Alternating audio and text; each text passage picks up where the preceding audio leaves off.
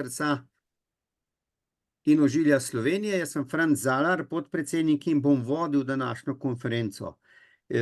Konferenco smo naslovili Odkrij neodkrito, poišči me.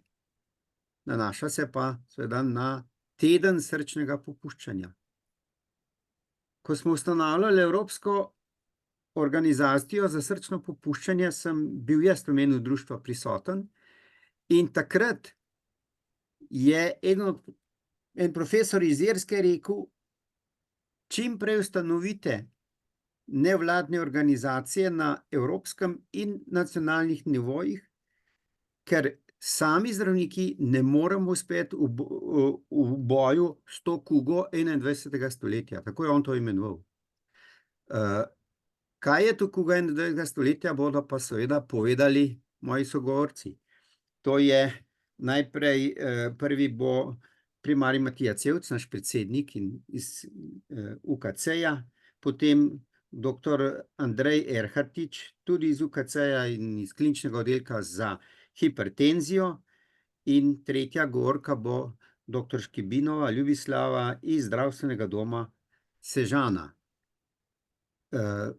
Konferenco bomo snemali oziroma že snemamo.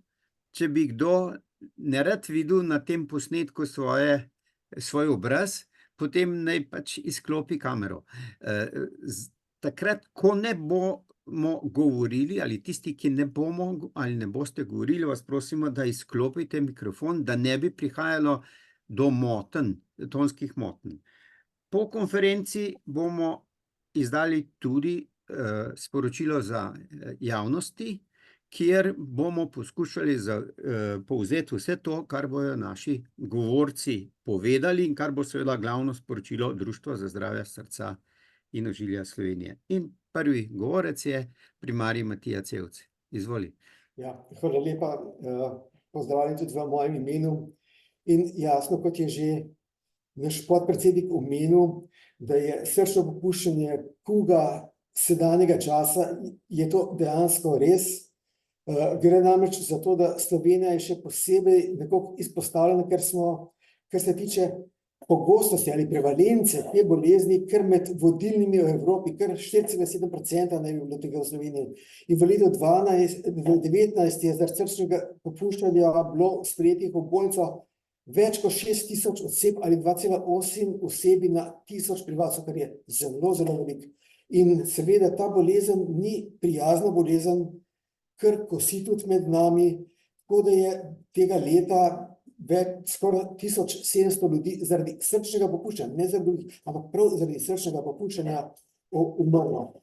In zdaj pridemo do tistega, kar je pravzaprav namen današnje tiskovne konference, da opozorimo na to, da je prognoza srčnega popuščanja seveda odvisna tudi od tega, kako zgodaj jo prepoznamo, kako hitro jo začnemo zdraviti in kako s tem ukrepanjem preprečimo zaplete, ki nedvomno spremljajo to neprijetno bolezen.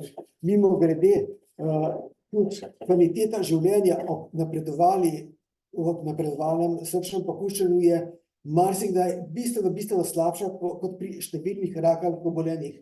Če pa mi to ustrezno obvladujemo, lahko to kvaliteto življenja kljub vsemu ohranimo tudi v relativno pozno starost. Prognoza je pa seveda odvisna od več dejavnikov, po eni strani od vzroka samega za srčno popuščanje, potem pa od stopnje oslabitve, pa zdravljenja in splošnega zdravstvenega stanja posameznika. Zdaj, s pravilnim zdravljenjem, spremembami življenjskega sloga in rednim spremljanjem ter titriranjem terapije lahko pravzaprav bistveno izboljšamo kvaliteto, podaljšamo kvalitetno življenje in to je tisto, kar je naš namen. En od zelo, zelo pomembnih dejavnikov tveganja, pod narekovaji, za srčno popuščanje je starost. In mi vemo, da se naša populacija stara in smo med spet enimi najstarejših populacij v Evropi in zaradi tega ni presenetljivo, da je pravzaprav tudi tega srčnega popuščanja toliko veliko. Drug problem je, da je tudi debelost je izredno pomemben dejavnik tveganja za srčno popuščanje in tudi ta v naši ljubi domovini narašča in seveda s tem se narašča tudi število tistih, ki bodo verjetno zboleli zaradi take ali drugačne bolezni, ki vodi v srčno popuščanje. In ne nazadnje tudi nezdravo okolje, nezdrave spremembe življenjskega sloga, v katerega nas peha sodobni način življenja, ki vodi v izgorelost, v depresije in podobne stvari, ker so vse pomembni dejavniki za srčno-ožilne bolezni in tudi srčno popuščanje. Vse to je tisto, na kar moramo misliti in na marsikaterega od teh dejavnikov seveda lahko tudi vplivamo. Žal na starost ne moremo, tudi kar se tiče našega okolja, smo odvisni od vseh drugih, ampak skupnim trudom bomo lahko marsikaj naredili. Ozaveščanje o dejavnikih tveganja je zaradi tega to tako pomembno. In mogoče bi danes izpostavil samo eden od dejavnikov tveganja, to je telesna nedejavnost. Namreč dejstvo je, da redna telesna dejavnost igra ključno vlogo pri obvladovanju srčnega popuščanja. Redna vadba ima zelo, zelo številne koristi, ne samo za mišično-skeletni sistem, ampak tudi za srčno-žilni sistem, ker pomaga izboljšati simptomatiko srčnega popuščanja in seveda s tem tudi kakovost življenja. Redna vadba poveča moč srčne mišice, poenostavljeno rečeno, izboljša sposobnost srca, da učinkovito črpa kri po telesu in s tem pravzaprav preprečuje raznorazne zaplete, v katere vodi srčno popuščanje. Redna vadba izboljša vzdržljivost, sposobnost izvajanja vsakodnevnih dejavnosti, ne da bi ob tem čutili napor, kar seveda vodi v izboljšano kvaliteto življenja. Ampak z redno telesno vadbo lažje obvladujemo krvni tlak, lažje obvladujemo sladkorno bolezen in ne nazadnje tudi debelost. Vsi vemo, da redna telesna dejavnost izboljša tudi razpoloženje, ugodno znižuje stres in povečuje občutek dobrega počutja in ne nazadnje tudi izboljša spanec. To je pa vse med seboj povezano, spet po eni strani s kakovostjo življenja in z depresijo in podobnimi stvarmi. Tako da to je tisto, na kar moramo res pomisliti in kar se le da spodbujati redno, zmerno, aerobno telesno dejavnost. Je pa res, ko je nekdo že bolan, ne sme kar čez noč začeti, pod narekovaj, teči maratone. Ampak je treba to načrtovati in zelo dobro je, da se pri nekomu, ki je že ima različne bolezni, od srčno-žilnih pa do drugih, da se posvetuje z zdravnikom, da se naredi pri njem načrt telesne vadbe, načrt postopnega stopnjevanja telesne vadbe in s tem načrt izboljševanja telesne kondicije in posledično, ko sem že trikrat rekel, tudi kvalitete življenja. Seveda redna telesna dejavnost, obvladovanje dejavnikov tveganja, kot so kajenje, sladkorna bolezen, hipertenzija je pomembno, ampak pomembno je pa tudi tisto, kar naši ljudje na žalost zelo radi pozabljajo, redno jemanje zdravil. In da bi to dosegli, je seveda nujno, da se naše prebivalstvo ozavesti o tej bolezni, jo spodbudimo k opuščanju nezdravih življenjskih navad, po drugi strani pa tudi, da jih naučimo prepoznati zgodnje znake srčnega popuščanja in ko se jim to zdi, da nekaj takega imajo, da grejo zdravniku in da se pogovorijo in da, na primer, naredijo en zelo enostaven test, ProBNP se imenuje, ker kadar je ta test povišan, to nakazuje na srčno popuščanje in v takem primeru so seveda potrebne še dodatne preiskave, ampak o tem se bo že potem vsak lahko pogovoril z osebnim zdravnikom ali pa tudi naprej, če bo potrebno s kardiologom. Bistvo je, čim zgodnejše odkritje te bolezni in učinkovito celovito ukrepanje, zdravljenje ter zdrav način življenja omogočajo, da je tudi življenje s srčnim popuščanjem lahko kakovostno, polno in zlasti tudi daljše. Hvala lepa. Hvala, primarij Cevc. Naslednji govorec je dr. Andrej Erhartič. Izvolite. Hvala lepa, gospod Zalar. Hvala tudi primarju Cevcu še enkrat za tele njegove besede, za spodbujanje k redni telesni aktivnosti. To je ena reč, ko jo morda pri vsakdanjem delu z bolniki malo pozabimo, ker se bolj ukvarjamo z njegovimi težavami pa z zdravili, na kar moramo tudi biti pozorni, pa smo malo premalo pozorni na to, da se da za nefarmakološkimi ukrepi narediti tudi zelo, zelo veliko. Pa da še navežem na eno njegovo misel od prej, z preprečevanjem, z zdravljenjem dejavnikov tveganja lahko preprečimo srčno popuščanje. Jaz prihajam z kliničnega oddelka za hipertenzijo in ja, zdravljenje hipertenzije in pomisliti na hipertenzijo, odkrivati hipertenzijo, zvišan krvni tlak v populaciji, je ena pomembna naloga za naš, ne samo za zdravstveni sistem, ampak za našo državo, ker veliko primerov srčnega popuščanja ali pa koronarne bolezni, možganskih kapij, miokardnih infarktov, bi z ustreznim prepoznavanjem hipertenzije in učinkovitim zdravljenjem lahko preprečili. Zdaj pa o srčnem popuščanju. Na srčno popuščanje pomislimo ob prisotnosti tipičnih simptomov in znakov od naših bolnikov.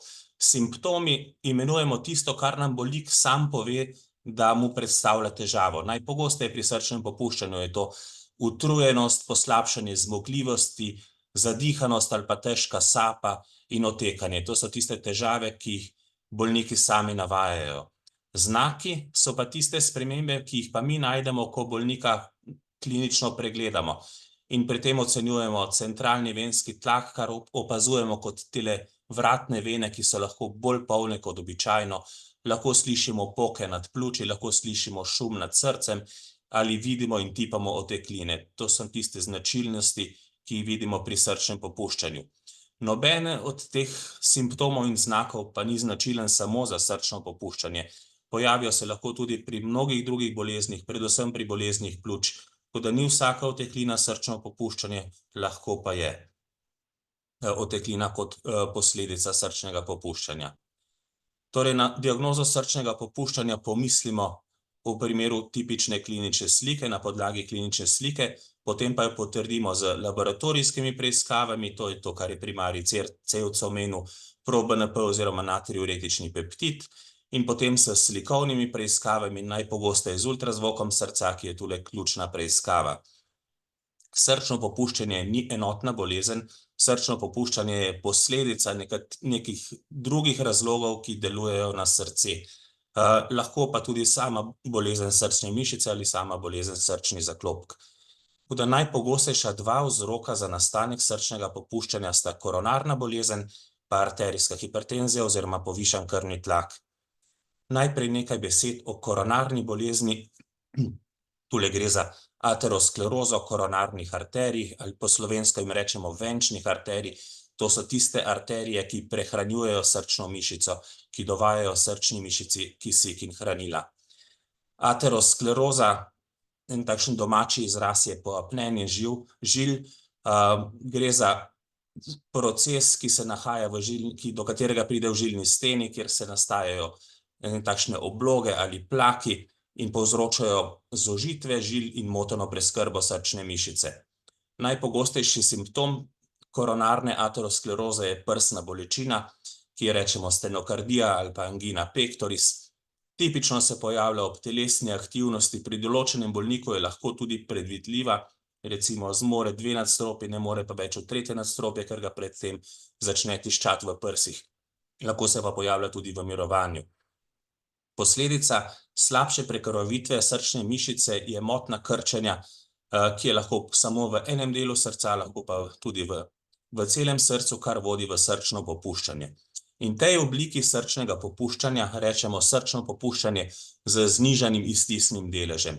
Iztisni delež je tisti del srca, ko srce v diastoli se napolni, in tisti delež, ki ga iztisne, temu rečemo iztisni delež in ga izrazimo v procentih. Pri tej obliki srčnega popuščanja gre torej za bolezen srčne mišice, ko ne zmore iztisniti zadostne količine krvi naprej. Ateroskleroza je spet bolezen, ki ima svoje dejavnike tveganja, krvni tlak, povišan krvni tlak, sladkorna bolezen, povišane koncentracije maščob v krvi, kajenje, debelost, telesna neaktivnost, stres in še številni drugi dejavniki, na katere pa znamo slabše vplivati kot na te omenjene. Torej, z zdravljenjem teh bolezni in dejavnikov tveganja lahko preprečimo nastanek ateroskleroze, lahko zaustavljamo oziroma upočasnjujemo napredovanje ateroskleroze in na ta način preprečimo nastanek srčnega popuščanja. Druga oblika srčnega popuščanja pa imenujemo srčno popuščanje z ohranjenim iztisnim deležem. Pri tej bolezni gre za normalno krčenje srčne mišice, iztisni delež ocenimo kot vsaj 50%. Motena je pa faza polnitve srca oziroma diastola. Najpogostejši razlog, zakaj je motena polnitev srca, je zadebelitev sten in povečana togost sten levega prehata, kar se pa največkrat zgodi pri dolgoletni arterijski hipertenziji ali pa slabo zdravljeni hipertenziji. Jaz svojim bolnikom vedno povem, da srce je mišica, in če smo telesno aktivni, če hodimo v telovadnico in se nam druge mišice kot posledica tega rednega treninga zadebelijo, smo lahko s tem zadovoljni. Če se nam pa srčna mišica zadebeli zato, ker je trajno zvišan krvni tlak za srčno mišico fitness, ampak takšen nezdrav fitness, pa na to ne moramo biti zadovoljni, ker takšno srce postane bolj togo in pride do srčnega popuščanja z ohranjenim iztisnim deležem. Ta oblika srčnega popuščanja prevladuje pri bolnikih že tam nad 55 ali pa vsaj nad 60 letom starosti, pri starostnikih pa sploh prevladuje. Torej, z zdravljenjem hipertenzije lahko preprečimo ali pa odlagamo nastanek te oblike srčnega popuščanja. Do srčnega popuščanja pa lahko pripeljejo še številne druge bolezni, bolezni zaklopk, same bolezni srčne mišice, od katerih so nekatere tudi genetske, bolezni perikarda oziroma osrčnika, to je tale vreča, v kateri srce noter živi, pa tudi nekatere aritmije, ne smemo pozabiti na prirojene srčne napake. Srčno popuščanje je lahko posledica tudi nekaterih drugih bolezni, tudi okužb, po nekaterih virusnih boleznih, po boreliozi, lahko pa posledica tudi nekaterih zdravil, predvsem zdravil za zdravljenje raka in drugih substanc. V Sloveniji ne smemo pozabiti na alkohol, kokain je tudi ena od takšnih, ki lahko vodi v nastanek srčnega popuščanja. Zato, da bolnikom s srčnim popuščanjem izboljšamo prognozo oziroma jim podaljšamo življenje, je pomembna hitra postavitev diagnoze in uvedba ustreznega zdravljenja. Zdravljenje po eni strani je sestavljeno iz zdravil, iz farmakološkega zdravljenja.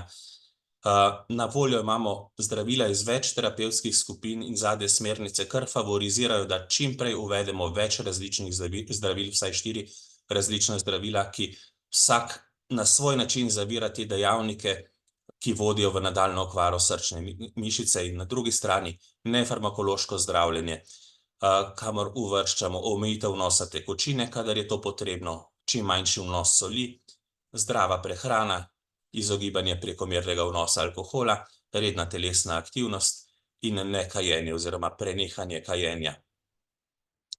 In marsikdaj pri bolnikih z napredovalnimi oblikami srčnega popuščanja brez doslednega upoštevanja nefarmakoloških ukrepov težko vzdržujemo neko zadovoljivo kvaliteto življenja oziroma težko zadržujemo bolnika v njegovem domačem okolju, ampak je potrebno ga hospitalizirati. Cilj zdravljenja pri bolnikih s srčnim popuščanjem ni ozdravitev, ker ta praviloma ni možna, ampak izboljšanje prognoze, se pravi podaljšanje življenja, in nadzor simptomov, torej izboljšanje kvalitete življenja. Hvala. Hvala. dr. Erhatič, in še naša tretja govorka iz Sežane, dr. Ljubislava Škibin. Izvolite. Dober dan, lep pozdrav vsem skupaj. Jaz bom malce drugače, čisto iz prakse, ker moji predhodniki so povedali, kar se tiče same bolezni, mislim, da že praktično vse. Jaz bi kar iz izkušenj, prvo, kar je, kar se tiče preprečevanja oziroma zgodnjega odkrivanja dejavnikov tveganja, od katerih jaz mislim, da je skoraj največje kajenje, kar vidim pač pri vsakdanjem delu. Moram reči, da imamo zdravniki na primarnem nivoju veliko moč in veliko možnosti, da pravočasno, še prej, kot se mogoče celo pokažejo sami znaki, da ugotovimo in opozorimo na možnost, da pride do srčnega popuščanja ali akutnega ali pač tega kroničnega. In moram reči, da izkušnje imam bogate, skoraj 30 let, in da se mi zdi moje delo, tako kot včasih rečejo, da je božansko preprečevati bolečine. Jaz sem prepričana, ker sem preventivec po duši, da je božansko tudi preprečevati take bolezni, predvsem tudi kot je srčno popuščanje. Kajti človek, ko enkrat začuti težave, kot so ta huda utrujenost, potem težko dihanje, bolečine v prsih in tako naprej, dejansko se kvaliteta življenja zelo spremeni, drastično lahko tudi, in če začnemo pravočasno, mislim, da je to res veliko delo. Pri svojem delu prihajam v stik z aktivno populacijo in kot sem napisala tudi v mojem poročilu, najbolj mi je zanimivo, kako v bistvu je zanikanje teh dejavnikov tveganja predvsem pri, bom rekla, predvsem pri moških, a ne, v aktivni dobi, pridejo k meni, res kipijo, bom rekla, od zdravja po njihovo, še vedno počnejo vse tisto, kar pač naj ne bi, nikoli nikogar ne obsojam, ampak jih zelo lepo opozorim. Predvsem na kajenje, so predebeli, nedejavni, mislim, nedejavni fizično zase, so lahko hiperaktivni v službi, imajo težke obremenitve psihične, lahko tudi fizične, ampak nič nekaj ne naredijo poleg tega zase, za svoje zdravje. Pri naših pregledih bom rekla, da vedno, tudi jaz, zelo pomembno je ljudi vprašati. In anamneza je še vedno tisto, kjer res lahko vprašamo vse te stvari, pogledamo predvsem za dejavnike tveganja, vedno vprašamo in pa tudi naredimo osnovne preiskave. Pri vsakem pač EKG, tudi spirometrijo, po 35. letu ali pa pri predebelih ali družinsko obremenjenih, pa tudi že prej lipide, se pravi, pogledamo maščobe v krvi, krvni sladkor, vsekakor je zlati standard. Mislim, eno velika možnost, bogastvo, da pač pridemo do teh dejavnikov tveganja. In vedno pač, jaz tudi se usedem z mojimi pregledovanci, no, in skupaj preanaliziramo, katere dejavnike tveganja ima, in potem tudi po izvidih že povem, glejte, tukaj pa se že nekaj dogaja, razmišljate o tem, kaj boste spremenili v življenju. In no, moški so bolj takole trmasti, bom rekla, in ponavadi kar takole rečejo, glejte, jaz rečem, kadiste zelo dosti, že 20-30 let, imate visoke maščobe v krvi, tako že na EKG se malo kažejo znaki, mogoče tudi vpliva arterijske hipertenzije, visok tlak, krvni sladkor, in dosti jih je, ker že imajo tudi več dejavnikov tveganja, in lepo opozorim. In kakšen tudi reče, ja, pa vstopite do svojega zdravnika, ker mi jim tudi damo čisto vse izvide, pišemo obvestilo za njihovega osebnega zdravnika, da to nešejo. In nekateri so zelo skrbni, ženske pa še posebno, nesejo svojemu zdravniku in potem se nadaljuje postopek pri svojemu zdravniku. Nekateri pa nič, ne, pride spet čez 3 leta, spet nič, ja, pa ste kaj naredil, a ste bil pri ne, nisem imel časa, jaz sem tako obremenjen, jaz imam ne vem koliko, tako pa tako firmo in enostavno nimam časa. No, tako se dogaja počasi in dostikrat se zgodi, da pri naslednjem pregledu tudi že okrog 50. leta ali pa kmalu po 50. letu pride človek v zelo drugačni podobi nazaj in dejansko žal včasih tudi že z hudimi ali z infarktom ali že znaki popuščanja, kar se seveda kaže tudi na dela zmožnosti, kar na koncu koncev ocenjujemo. In moram reči, da to daljšanje življenjske delovne dobe, zdaj ne, pač ne bi delali še kasneje, je tudi problematika tudi nas, medicine dela in splošnih zdravnikov, da vedno bolj razmišljamo o tem, kako pač ohranjati ne samo kvaliteto življenja, tudi dela zmožnost, ne. Tako da potem se pa srečam z temi istimi, lahko tudi z mojimi, temi pacienti v ambulanti splošne medicine, kamor jih napotim, a ne. Pa nekateri pridejo, pa se dogovorimo, pa začnemo zdraviti krvni tlak, maščobe in tako naprej znižujemo. So pa tudi taki, žal, zdaj bo malo tako izgledalo, ki ne pridejo, pa mogoče pride celo žena v črnini pa reče: "Poglejte, zdravnica, povedala ste mu, ampak on je bil trmast, ni hotel, na njegovi nočni omarici so ostala zdravila proti hipertenziji." Tako da jaz mislim, da zdravniki moramo zgodaj začeti odkrivati te dejavnike tveganja in prepričati ljudi, da jih zmanjšajo, ko pa so že znaki tudi popuščanja in drugih težav, res jih prepričati, da pričnejo z zdravljenjem. Pritisk ne boli, jaz jim povem, ko začne boleti, ko so težave, je že zelo hudo.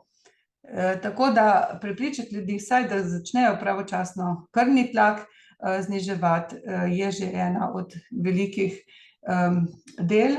In žal se mi zdi, da v Sloveniji, to, kar ste mi prej povedali, to niti jaz nisem vedela, da smo nekje na vrhu, a ne, kar se tiče srčnega popuščanja, je žalostno, glede na to, kako imamo, mislim, vse možnosti zniževanja vsaj arterijske hipertenzije, pa tudi ostalih, pa aritmije. Recimo jaz velikokrat še zelo presenečena tudi pridejo ljudje z že zelo hudimi posledicami, pa še vedno niso odkrite bolezni, recimo ščitnice, ne. To recimo pri moških, dostikrat še vedno tudi zdravniki osebni ne pomislijo, da je pri nekomu, ki je stalno utrujen, ki ima, ne vem, pa aritmije, pa kar nekaj pripisujejo ne vem čemu, preobremenjenosti, preogorelosti, pa da se še vedno tudi ne pomisli tudi na bolezni ščitnice.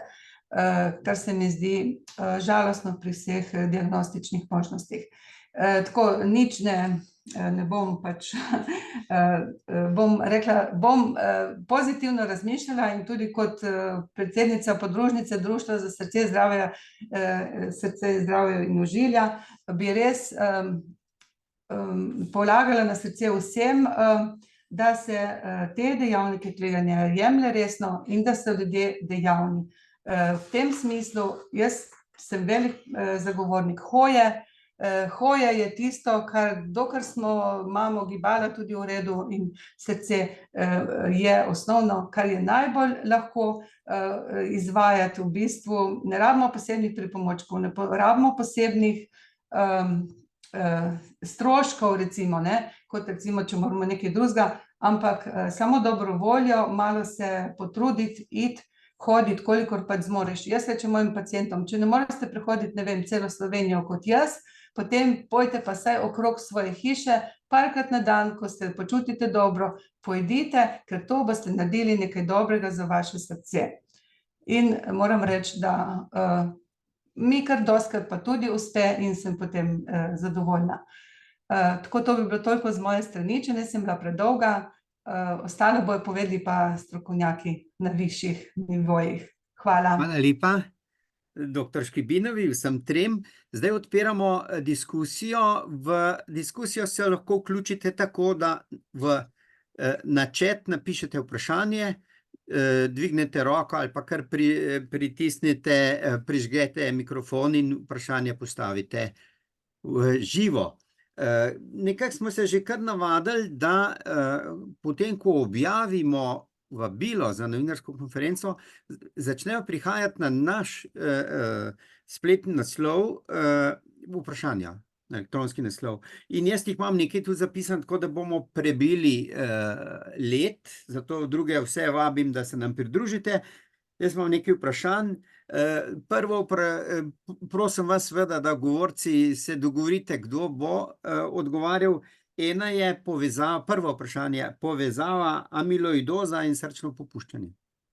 Ali drugače, ali amiloidoza kakorkoli vpliva na srčno popuščanje, ker nekateri znaki so podobni. Kdo bo? A bom jaz ali boš ti? Okay.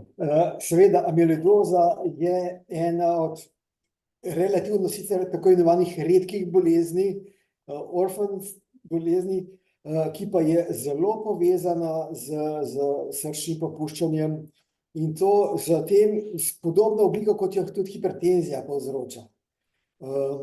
Tako da ima pa še to lastnost grdo, da je bila do nedavnega pravzaprav zelo neodzivna na zdravljenje, zdaj pa imamo nova zdravila, tako da smo tudi pri tej bolezni dokaj učinkoviti pri zdravljenju, če jo odkrijemo dosti zgodaj.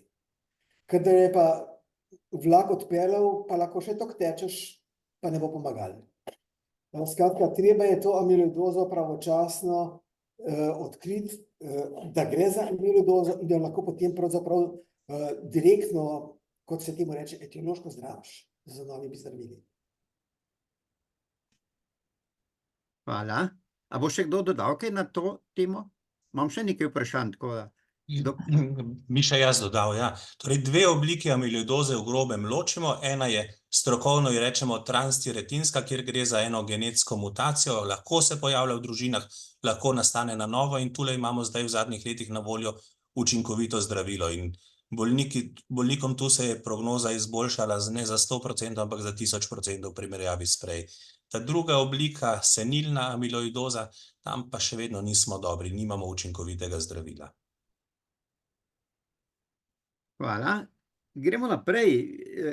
Enega našega člana zanima vpliv srčnega popuščanja na zdravje ledvic.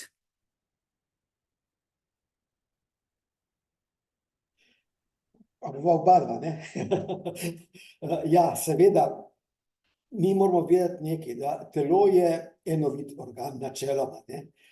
In slabo delovanje srca definitivno vpliva tudi na slabšanje delovanja ledvic. Mehanizmi so različni, ne bi čist šel v detajle, ker so relativno zapleteni, ampak lahko si mislite, če srce premalo izčrpa krvi, je premalo pretoka skozi ledvice in zaradi tega pač ledvice tudi ne morejo svoje funkcije opravljati tako, kot bi jo lahko. Ampak to ni edini mehanizem, to je eden od mehanizmov, kako je srce vpliva na delovanje na ledvice. Žal je pa tudi res, da tudi ledvice nazaj na srce delujejo. Tako da je tukaj temu rečemo kardiorenalni sindrom, ki je zelo pogost, zlasti pri nekoliko bolj napredovalih srčnih popuščanjih. In takrat imamo pravzaprav drugače bom rekel. Naprimer, nefrologi vedno govorijo, da je treba čim več piti, da se ledvice preplavljajo in očistijo. Ampak pri srčnem popuščanju je pa tekočina strup na en način. Ker srce te tekočine ne zmore toliko prečrpati in začne zastajati, nastanejo otekline, težka sapa in podobne stvari. Skratka, vidimo, da tukaj je spet ta medsebojna igra teh dveh organov, pa ne samo teh dveh, imamo tudi hepatokardialni sindrom, pa hepatorenalni sindrom. Skratka, tisto, kar hočem reči, ja, telo je zmeraj treba pogledati celovito in tukaj je pravzaprav tudi ena težava sodobne medicine, ker smo vsi strokovnjaki za eno celico, pozabljamo pa na ostalo telo. In zaradi tega je treba pristopati k zdravljenju takih bolezni, kot je srčno popuščanje. Na primer, holistično, celovito, ob pogledu na celotno človekovo telo in ne samo telo, tudi na dušo. Ko so prej rekli, psihološki dejavniki, depresije, nespečnost, to so izredno pomembni faktorji in tudi te moramo na nek način obvladati. Ne toliko samo z zdravili, ampak tudi z spremembo nezdravega življenjskega sloga, pa da po domače rečeno ustavimo kojne. Naš življenje je postal tako hektičen, da nas že to izčrpava in seveda to se pozna na vseh organskih sistemih. To z moje strani nadaljuje pa, če se ne motim, dr. Erhardtič. Ja, tako lepo ste povedali, primarij Cevc, da prav veliko niti nimam za dodati. En bolnik s poslabšanjem srčnega popuščanja, ki je po domače povedano poln vode, ga sprejmemo v bolnišnico zato, ker doma ne zmore več. V bolnišnici dobi zdravila za odvajanje vode, takrat, ko je poln vode, je tudi krvni tlak takrat praviloma visok, mi mu za zdravili vodo odvajamo. Po večini smo tule kar učinkoviti, ampak prihaja do nihanj krvnega tlaka in ob teh nihanjih so ledvice, ki so tako ali tako občutljiv organ, tule lahko izpostavljene večjim nihanjem tlaka in tudi pogosto odidejo sicer boljše zmogljivi, brez oteklin, ampak slabšo ledvično funkcijo. In če si tile krogi ponovijo enkrat, dvakrat, 10-krat, je vsakič malo slabše. Po vsakem poslabšanju srčnega popuščanja se praviloma vrneš nazaj v domače okolje malo slabši, kot si bil pred poslabšanjem. Tako da to je ena takšna grda, kronična bolezen, ki jo je včasih težko učinkovito zdraviti oziroma težko spraviti nazaj na izhodiščno stanje. Hvala. Gremo naprej, še vedno ne vidim nobenega vprašanja vašega, tako da bom jaz nadaljeval. Od česa je odvisna hitrost napredovanja srčnega popuščanja? Zanima eno poslušalko. Ja, največkrat ne vemo. Torej, sama hitrost napredovanja srčnega popuščanja je pogosto odvisna od slabšega sodelovanja za zdravljenje.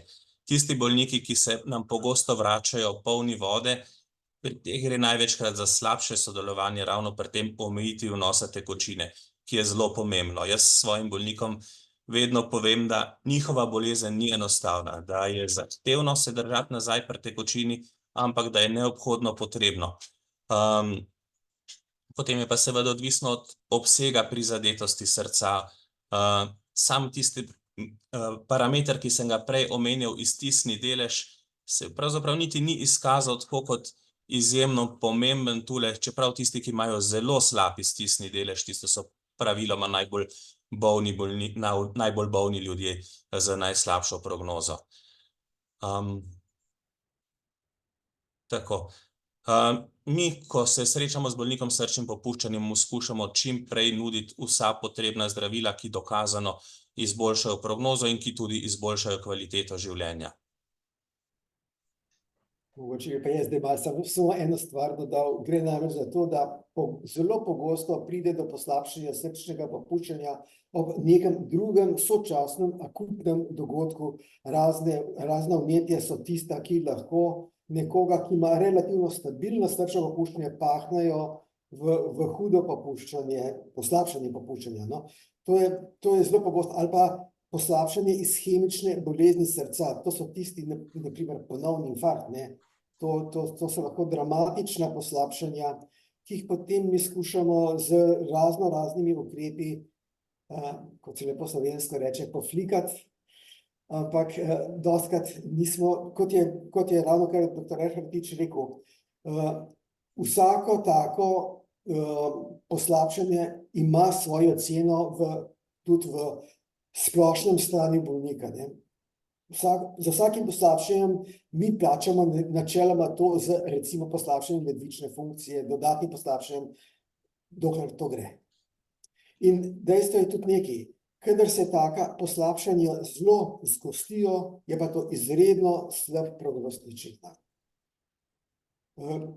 Napredovala srčno popuščanje ima enoletno prognozo manj kot 50%.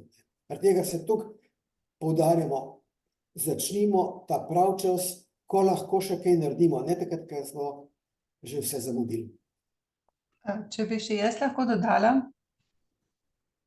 A me slišite? Ja, izvolite.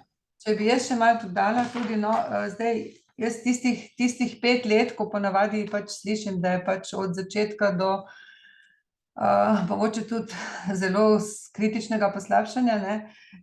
Moram reči, da veliko je odvisno tudi od tega, saj pač specialisti, kardiologi in ostali ste pač dosegljivi našim bolnikom, pač kolikor ste lahko, ne, ampak je veliko odvisno od sodelovanja med izbranim osebnim zdravnikom in bolnikom, a ne.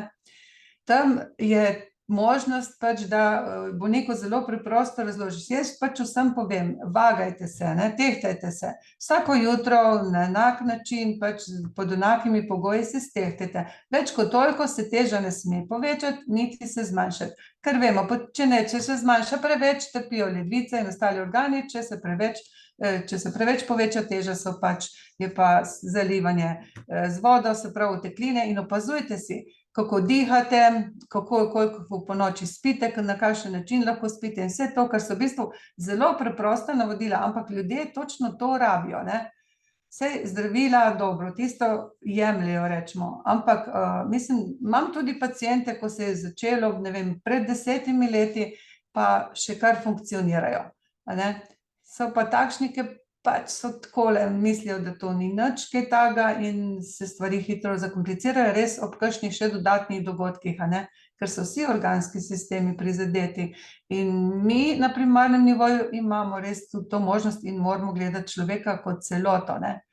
In jaz mislim, da je to pomembno, no, tako, hvala. Hvala. Imamo še nekaj vprašanj, tako da odkar imam diagnozo srčnega popuščanja, piše eden od naših, imam tudi slabokrvnost in sem še bolj utrujen, kot sem bil. Zakaj?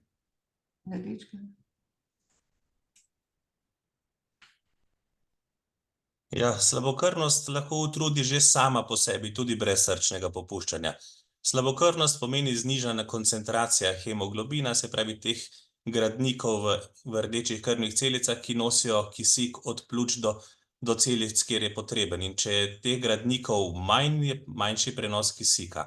Pri srčnem popuščanju je pa še druga težava, da je manjši pretok krvi, manjši volumen, ki ga srce prenese okrog, oziroma manjša količina krvi, ki jo srce prestavlja okrog, tako da se te dve težavi med seboj seštevata, ali pa mogoče sploh ne seštevata, ampak množita, kar je še hujše. Tako da ja, zdravljenje oziroma preprečevanje slabokrvnosti pri bolnikih s srčnim popuščanjem je tudi eden od pomembnih ciljev. Hvala. Še dve taki krajši vprašanji imam. Mislim, da je primarij Cevc govoril o pro-BNP-ju. Ali ta pro-BNP kazalec lahko upade, če srčno popuščanje ustrezno zdravimo? Ja, saj to je tudi eden od pokazateljev našega uspešnega zdravljenja in uspešne spremembe življenjskega sloga. Namreč ravno to vidimo recimo v okviru ambulantne rehabilitacije, kako se sočasno z izboljšanjem zmogljivosti, z kakovostjo življenja, tudi pro-BNP postopoma zniža. Seveda je pa to vse odvisno tudi od stopnje samega srčnega popuščanja. Če je že zelo napredovalo, ne bomo šli na normalo, ampak bo vedno nekoliko povišan. Ker to sicer ni prognostično zelo prepričljiv znak, ampak pove pa vse nekaj. Ja, lahko se zniža. In je to pokazatelj, kako učinkoviti smo pri zdravljenju. Hvala. Gremo naprej. Mislim, da je tudi bilo že govora danes o tem, doktor Erhartič je govoril o tem, ampak ali lahko nekoliko podrobneje razložite vpliv zdravil na srčno popuščanje? Hvala za to vprašanje. Ta je pa res težka zdaj. Ja, torej pri zdravilih za srčno popuščanje imamo ena zdravila, ki so z nami že mnoga leta, so dobro preizkušena, ne samo v kliničnih raziskavah, ampak tudi v vsakdanji praksi.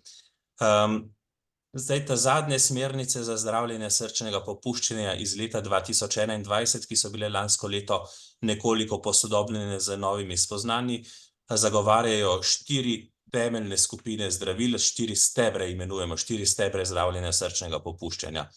V eni skupini so blokatorji adrenergičnih receptorjev beta, ti v srcu predvsem zmanjšajo srčno frekvenco in zmanjšajo tisto samo delo, ki ga srce opravi. Lahko bi rekli, da je to na neke vrste paradoksno. Srce že itak ne uspe narediti to, kar bi mi si želeli in pričakovali, ampak s temi zdravili jih še nekoliko lahko poslabšamo, to je res, ampak na dolgi rok pa na ta način srce očuvamo. Potem druga skupina zdravil so tudi z nami že od 70 let, delujejo na en hormonski sistem, ki zajema hormone renin, angiotenzin, aldosteron, ta zadnji hormon iz nadledvičnih žlez. Angiotenzin nastane v jetrih in se potem še naprej v telesu presnavlja. Skratka, gre za en relativno zapleten hormonski sistem, katerega ciljni učinki so zvišanje krvnega tlaka, povečano izločanje, zmanjšano izločanje natrija v ledvicah in zadrževanje vode. Z zdravili, s katerimi ta sistem blokiramo, vse te učinke obrnemo. To so tudi ena od najbolj pogosto predpisovanih zdravil za zdravljenje hipertenzije oziroma zvišanega krvnega tlaka.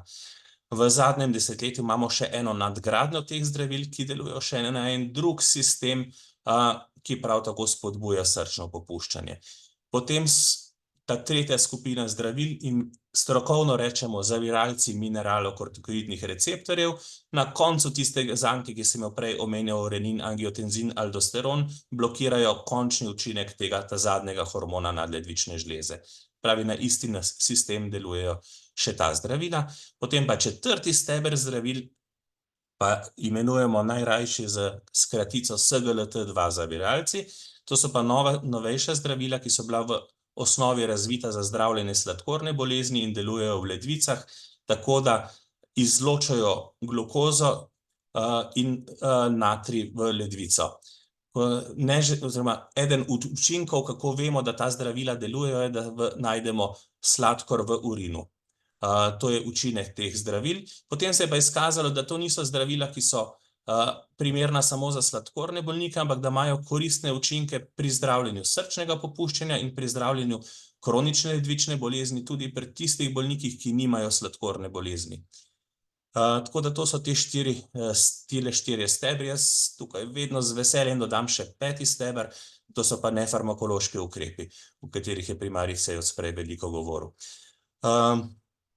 Nisem pa omenil zdravil za odvajanje vode oziroma diuretikov, to pa niso zdravila, ki bi vplivala na prognozo, ne izboljšajo preživetja, izboljšajo seveda kvaliteto življenja in so pri tistih bolnikih, kjer gre za zatekanje, za povečano količino vode v telesu, so neobhodno potrebna. Hvala lepa. Zdaj pa čist še za konec, kar se mene tiče, torej to, kar smo dobili vnaprej vprašanj, je pa povezava ali pa meja, bolj natančno povedano, med srčnim popuščanjem in slabo kondicijo ali pa slabo pripravljenostjo. Kdaj je to? Največkrat ljudje seveda pravimo, letos sem bil pa bolj len, a ne? Pa to pripisujemo temu dejstvu. Imate komentar na to vprašanje? Mogoče najbolj enostavno to, če do take spremembe pride relativno nenadoma, potem lahko pomisliš, da to verjetno ni posledica slabe kondicije, ampak da se je nekaj drugega zgodilo. In v takem primeru je potrebno pogledati, kaj je tisto, kar je to povzročilo. Drugače pa seveda to je občutek, ki ga nekdo ima in je zdaj zelo težko reči, kaj je vzrok. Ampak na ta način se da najlažje. Druga varianta je, da primerjaš svojo telesno zmogljivost recimo z zdravimi vrstniki. Tudi na ta način si lahko malo presodaš, a si top ali nisi top. Ali si že bolj izstreljena granata. To. Ja, se strinjam z tem vašim odgovorom. Bom rekel, včasih je tule res zelo tanka meja in se kar težko odločiti. Tako da tam, kjer so pridružene otekline ali pa kjer najdemo neko viške vode nad pljuči, tam rečemo, to je srčno popuščanje, to ni samo slaba kondicija. Včasih je pa res težko in pričakovano je, da pri starostnikih prihaja do poslabšanja zmogljivosti tudi kot del normalnega staranja, ne samo kot del bolezenskega staranja. Pa ne samo pri starostnikih, že v srednjih letih, pri tistih, ki nismo vrhunsko telesno aktivni. No, ampak je pa tudi to, kar je ravno kar rekel, je pa res, ne smemo pa pustiti, da mi rečemo, se mu nič ni, sam stara se, pa zaradi tega spregledamo dejansko bolezen. Tako da tukaj je tanka in zelo občutljiva meja in izkušnja tukaj pa pomaga. Z leti človek, ki te ljudi gleda, kar ko skozi vrata stop, že nekako zaslutiš, veš ne, ampak zaslutiš, kaj je. Ja, Naj- tako, ja. pardon, še tole bi rekel, ja, in bolniki s srčnim popuščanjem so slabše zmogljivi in ker so slabše zmogljivi in pogosto pa in migajo in se zgodi tudi tale del, da mišična moč se zmanjša in so v enem takšnem začaranem krogu, ki ena stvar drugo spodbuja. In je dejansko včasih težko se spet spraviti po konci in spraviti na obrate in spet začeti biti redno telesno aktiven. Hvala. Jaz bi zdaj ob koncu dodal še eno naše sporočilo. Najbrž vsi, ki nas poslušajo, pa berejo naša sporočila, vedo, da imamo mi v Ljubljani posvetovalnico in tudi nekaterih podružnicah posvetovalnico za srce in v tej posvetovalnici si lahko ljudje, tisti, ki imajo kakršnekoli, recimo, dvome, izmerijo tudi ta, jaz poenostavljeno rečem, ProBNT test. Torej vabim, ProBNP, pardon, ne T. Torej vabim, da se oglasite v naši posvetovalnici in to je lahko prvi korak do tega, da razčistimo, kje je tale meja, a je tudi pri nas, smo na meji. Zdaj jaz v chatu ne vidim vprašanj, tudi nobene roke ni več. Izčrpali smo, bilo je kar, rekel, pestro, tudi običajno imamo konferenco do 1 ure, tule smo. Najprej povem še enkrat, sporočilo za javnosti bomo poslali vsem, ki ste prijeli vabilo. Bo tudi javno objavljeno na naših spletni strani. Skratka, vse to, kar so povedali naši govorci, bomo izdali tudi v pisni obliki. Povsem jasno je, kakšna je naša želja, da ob tednu ozaveščanja o srčnem popuščanju čim več govorimo o tem, da poskušamo ljudem razložiti, kaj to srčno popuščanje je, kateri so znaki in kdaj je koristno za vsakega med nami, da obišče zdravnika. To je naš namen. Hvala vsem, ki ste in ki boste o tem pisali, sporočali kakorkoli. Naši govorci na sporočilu bojo tudi njihovi kontakti, so pripravljeni odgovarjati tudi na kakšno specifično vprašanje, kakšnokoli, če ga boste imeli. Seveda naše prisrčna zahvala velja vsem trem govorcem, govorki in obema govorcema, ki ste pomagali k temu, da nekako bomo razpodili počasi to meglo v našem poznavanju srčnega popuščanja in prispevali k temu, da breme srčnega popuščanja morda vendarle na en dolgi rok ne bo tako visoko, kot je zdaj v Sloveniji, da ne bomo čisto na vrhu. Želi še kdo kaj dodati? Če ne, hvala lepa vsem. Ja, se oproščam, Černelič, roko vidim, izvoli. Mikrofon. Franci, mikrofon. Ne, Černelič, mikrofon. Zdaj pa ja, izvoli. Lepo je pravzaprav spremljati taka predavanja, lep pozdrav vsem, tudi tistim, ki poznam Ljubislava, posebej lep pozdrav. Torej, škoda ni to, ker nas je danes bilo malo manj kot drugače, ampak upam, da bo seveda tudi informacija šla vseeno okrog, tako kot je običaj. Še kar pripravite kaj pametnega. Hvala. Lepo, da ste nas poslušal in gledal. Ja. Nasvidenje. Ja, gotovo to. A veste, veliko več ljudi potem to prebere na naših spletnih straneh, kot pa posluša konferenco. Za nas je pomembno, da so predstavniki medijev in da to pošljemo v eter, na papir in tako naprej. Torej, še enkrat hvala lepa in zaključujem našo konferenco. Nasvidenje. Hvala. Nasvidenje. Nasvidenje.